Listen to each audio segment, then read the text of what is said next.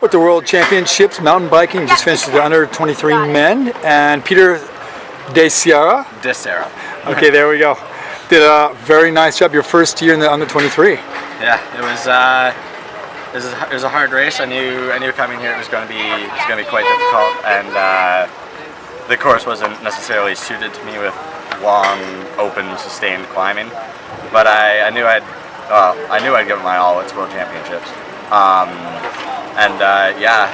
I got really lucky off the start, kept my head up and stayed awake, and when people started to get hung up on each other and little crashes or slowed down happens, I would slam to the other side, and I made up.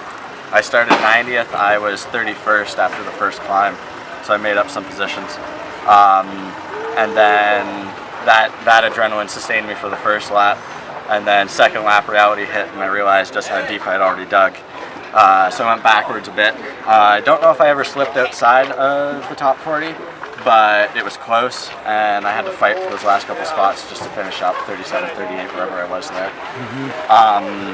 But no, it was good. Course was nice. Those climbs weren't as long when you started to race up them, so that was good. Little battles out there, and the technical, everything was fine. A little bit of sloppy riding, nothing major, didn't go down, so I'm quite pleased. What are your favorite parts of the course?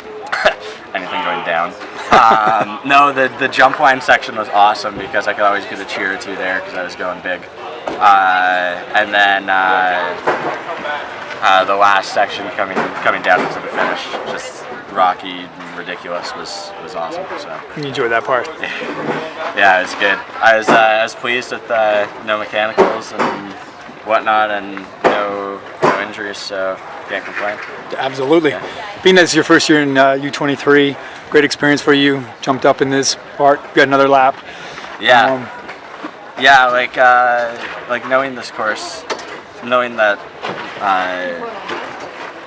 I don't find myself particularly suited to a course like this. I went out with the intention of race 4 laps and then have 2 red-eye laps, just see how long I can hang on.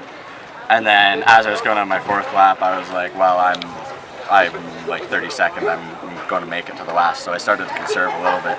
But no, I rode till I blew, and I blew about 3/4 way through the race and just held on. It worked out really well for you because you were way behind on the first lap because you started out farther, and you just brought it up quick. Call it 90. So. Congratulations. Anything that you want to say on your 2014? Looking at your results and getting faster, and I don't know.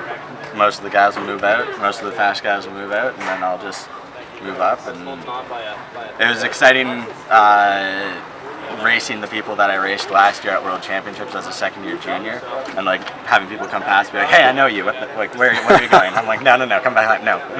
So no, that was exciting just to sort of have a gauge. And it's cool. Like even.